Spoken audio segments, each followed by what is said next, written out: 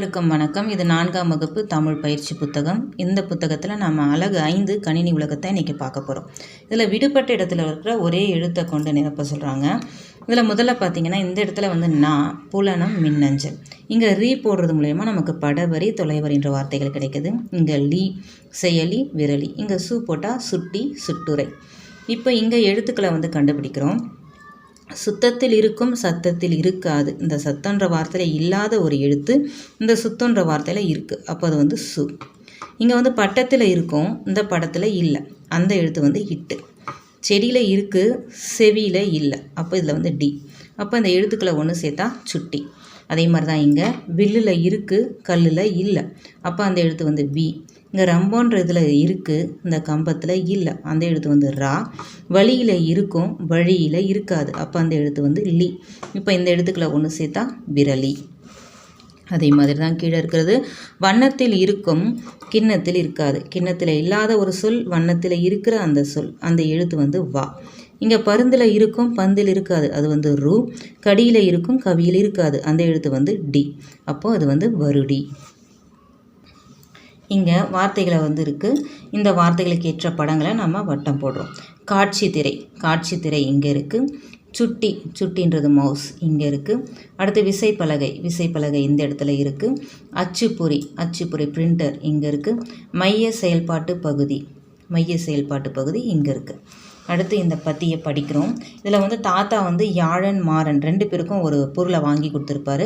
அந்த பொருளை 2 பேருமே பயன்படுத்துவாங்க. யாழன் பயனுள்ளதாக பயன்படுத்துவான். ஆனால் மாறன் அதை பயனுள்ளதாக பயன்படுத்த மாட்டான். அதனால் என்ன ஆகுது அப்படின்றது அந்த கதை. இதில் கீழே என்ன கேள்வினா, தாத்தா யாழனுக்கும் மாறனுக்கும் கொடுத்த பொருள் என்னவா இருக்கும் அப்படின்னா அது கைபேசி. மாறன் தன் தவறை உணர காரணம் என்ன? அது தாத்தா அந்த பொருளை எப்படி பயன்படுத்தக்கூடாது அப்படின்ட்டு அவனுக்கு விளக்கி சொன்னார். அதனால் அவன் அவனுடைய தவறை உணர்ந்தான். அடுத்தது இது நம்ம பாட புத்தகத்திலேருந்து எடுத்து எழுதுகிறோம். எதிர்ச்சொல்லை கண்டுபிடிச்சி எழுதுகிறோம். உள்ளீடு, உள்ளீடுக்கான எதிர்ச்சொல் வெளியீடு. பதிவிறக்கம், இதனுடைய எதிர்ச்சொல் பதிவேற்றம். அப்புறம் குறியீடாக கொடுக்கப்பட்ட இருக்கிற சொல் மின்னஞ்சல். இதுக்கு அந்த குறியீடாக கொடுத்துருக்காங்க. மின்னஞ்சல், புலனம், முகநூல், சுட்டுரை, செயலி உருவாக்கம். இந்த 5 வார்த்தைகளுக்கு தான் குறியீடோடு கொடுத்துருக்காங்க. அடுத்து நம்ம பாடப்பகுதியில் சென்னையில் இருக்கிற சுற்றுலா இடங்களுடைய பெயர்கள்லாம் கொடுத்துருக்காங்க. அது என்னென்னா மெரினா கடற்கரை, விமான நிலையம், மிகப்பெரிய அண்ணா நூற்றாண்டு நூலகம், உயிர்காட்சி சாலை, பொழுதுபோக்கு மையம், தகவல் தொழில்நுட்ப பூங்கா. அடுத்து இணையம் பற்றி கூறப்பட்ட செய்தி. முதல்ல இணையம் அப்படின்னா என்ன, அப்புறம் அது எதுக்காக பயன்படுது அப்படின்னு எழுதியிருக்கோம். கணினிகளின் தொடர்ச்சியான வலை அமைப்புகள் சேர்ந்திருக்கும் இணைப்பே வலைதளம் அல்லது இணையமாகும். இதன் மூலம் எந்த ஒரு நாட்டு நிகழ்வுகளையும் நாம் நேரடியாக காண முடியும். அடுத்தது இந்த படத்துக்கு ஏற்ற சரியான சொல்ல டிக் செய்கிறோம். இது கரை. எந்த ரைன்னா இந்த ரை. இந்த ரை ஆற்றங்கரையை குறிப்பிடுது. இது கரை, சட்டையில் படிகிற ஒரு கரை, அழுக்கு. அடுத்து பள்ளி, பள்ளி. பள்ளின்றது நம்ம சுவற்றிலெல்லாம் ஊறுது இல்லையா, ஒரு வகையான பூச்சி பள்ளி. பள்ளி, இது பள்ளிக்கூடம். வெள்ளம், வெள்ளம் நீர்ப்பெருக்கு. மழை காலங்களில் தண்ணீர் அதிகமாக பெருக்கெடுத்து விடுது இல்லையா, அது வெள்ளம். இந்த வெள்ளம் ஒரு இனிப்பு வெள்ளம். நீலம், நீலம்ன்றது வண்ணத்தை குறிக்குது. அப்போ இதுதான் அதுக்கு சரியானது. இந்த நீலம் அப்படின்றது நீளத்தை குறிக்குது, தூரம், அந்த நீளம். அடுத்து சரியான சொல்ல எழுதுகிறோம். இப்போ நான் தேன் எடுக்க செல்ல வேண்டும். நான் போக வேண்டிய இடம் மலை. மலைக்கு தான் நான் போவேன். மரப்பலகையை இணைத்து வீடு செய்ய வேண்டும். எனக்கு வேண்டுவது ஆணி. இந்த நீ, இதுவும் ஆணி தான். ஆனால் இந்த நீ எதை குறிக்குதுன்னா மாதங்கள், மாதத்தை குறிக்குது இந்த ஆணி. நான் நிலத்தில் பயிர் செய்ய வேண்டும். அதற்கு நான் உழவு செய்ய வேண்டும், உழவு. அடுத்து நான் தண்ணீர் எடுத்து வர வேண்டும். நான் செல்ல வேண்டிய இடம் ஏரி. இந்த ரீயை போட்டோன்னா இது ஏரி செல்வது, படிக்கட்டு நம்ம ஏரி போகிறோம் இல்லையா, அந்த ஏரி. இதுதான் நீர் நிரம்பிய ஒரு இடம், ஏரி. அடுத்தது உரிய சொல்லுக்கு தொடரை நிரப்புகிறோம். தாவரங்களிலிருந்து கிடைப்பது காய்கறி. விறகு எரிந்தால் கிடைப்பது கறி. உடலின் ஒரு உறுப்பு தலை. ஆடு தின்பது தழை. காதால் கேட்பது ஒலி, சத்தம். கண்ணால் பார்ப்பது ஒலி, இது வெளிச்சம். பொருளின் பாதி அறை. அறை, அரை பாகம் சொல்கிறோம் இல்லையா, அது. வீட்டில் இருப்பது அறை. மீன் பிடிக்க உதவுவது வலை. எலியின் இருப்பிடம் வலை. அடுத்தது இங்கே பொருத்தமான சொல்லை நம்ம எடுத்து எழுதுகிறோம். ஜெர்சி செண்பகனூரில் வசிக்கிறாள். அது ஒரு அழகான மலை, மலை கிராமம். அந்த ஊரில் ஆணி மாதம், மாதம் வரும்போது 2 சுழினி 3 சுழினி போட்டு அந்த சுவற்றில் அடிக்கிற ஆணி. இது வந்து 2 மாதம். அப்போ ஆனி மாதத்தில் தான் திருவிழா நடைபெறும்.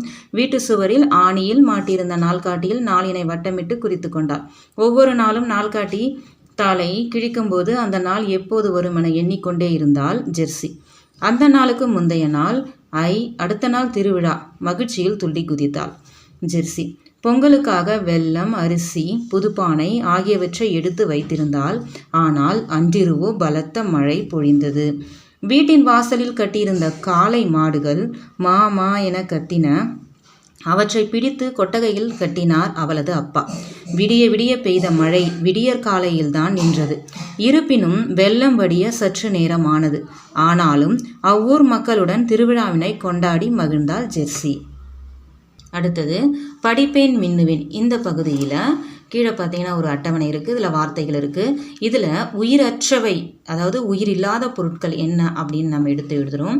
உயிரில்லாத பொருட்கள் வந்து மேடை, வீணை, வடை, குகை, நகை, வைரம், கூடை, பலகை, மேசை, மெத்தை, மழை, திண்ணை, இதெல்லாம் உயிரில்லாத பொருட்கள்.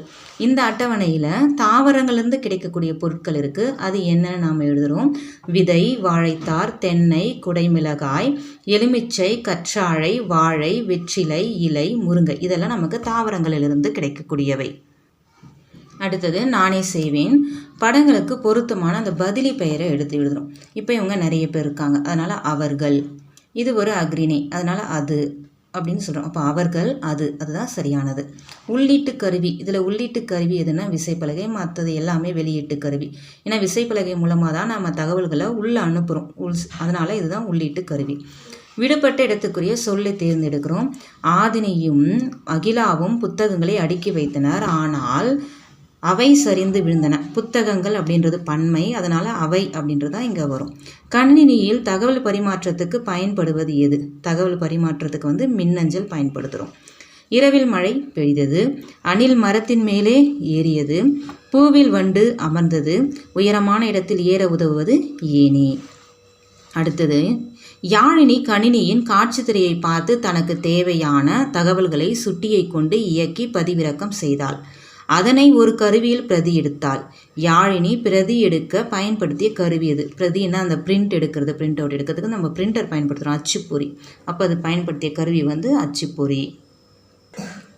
அடுத்தது இங்கே ஒரு பத்தி இருக்குது. இது வந்து கோபி வந்து தன் தாத்தா கூட வங்கிக்கு போகிறான். அங்கே வங்கியில் பணம் செலுத்துகிறாங்க. பணத்தை செலுத்திட்டு உணவகத்துக்கு வராங்க சாப்பிட.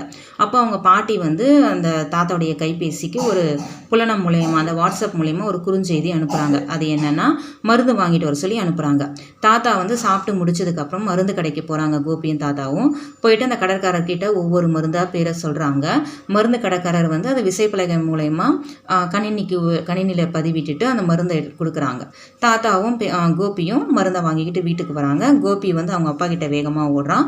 அவங்க அப்பா வந்து கணினியில் அலுவலகத்துக்கு இதை மின்னஞ்சல் மூலமா தகவலை அனுப்பிச்சிட்டு இருக்காரு. இதுதான் அந்த பத்தி. இப்போ இதிலிருந்து என்ன கேள்வி அப்படின்னா, தாத்தா பணம் செலுத்தியது வங்கி ஊழியர் எந்த சாதனத்தில் பதிவு செய்தார்? கணினியில் பதிவு செஞ்சார். மருந்து கடைக்காரர் எந்த கருவியை கொண்டு கணினியில் பதிவிட்டார்? விசைப்பலகை மூலமாக தான் கணினியில் பதிவிட்டார். அடுத்து பாட்டி மருந்து வாங்கி வர சொல்லி தாத்தாவுக்கு எதன் மூலம் தகவல் அனுப்பினார்? அவங்க தகவல் அனுப்பினது வந்து புலனம். கோபி சென்ற இடங்கள் வங்கி, மருந்து கடை, உணவகம், இந்த 3 இடத்துக்குமா தான் கோபி போனான். அதனால் இவை அனைத்தும் அப்படின்றது சரியானது. கணினி எவ்வாறெல்லாம் பயன்படுத்தி கோபி பார்த்தான்? கணினி வந்து தகவல்களை பதிவு செய்யவும் தகவல்கள் பரிமாற்றத்துக்கும் பயன்படுவதை கோபி பார்த்தான். அடுத்தது வந்து ஐ செய்யலாமே. இங்கே வந்து புஜ்ஜி இருக்குது. அதாவது புஜ்ஜியின் நண்பன் வந்து யாருன்னு நம்ம கண்டுபிடிக்கணும். அதுக்கான ஒரு க்ளூஸ் கொடுத்துருக்காங்க. நண்பன் பெயர் வந்து டூலு. அவனுக்கு வந்து உண்டு வால். அவனுக்கு வால் இருக்குது. சற்று உயரம் குறைந்தவன். உயரம் வந்து ரொம்ப கம்மி. ஆனால் பழங்களை விரும்பி சாப்பிடுவான். மரத்துக்கு மரம் தாவுவான். மகிழ்வாய் என்னிடம் பேசுவான். அப்போ அவன் யார் அப்படின்னா அது வந்து குரங்கு.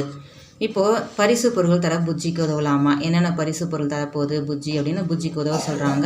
இல்லை ஏதாவது பரிசு பொருட்கள் நமக்கு தெரிஞ்ச பரிசு பொருட்களை வரையலாம். இல்லை பரிசு பொருட்களுடைய பெயர்களை நம்ம இங்கே எழுதி காட்டலாம். அடுத்து டூலுவுக்கு நீ வழங்கும் பரிசு பொருட்களை வரைந்து வண்ணம் தீட்டுங்க. நீங்கள் என்ன பரிசு பொருள் வந்து டூலுக்கு கொடுப்பீங்க அப்படின்னு சொல்லிட்டு வரைந்ததுக்கான வண்ணத்தை தீட்டணும்.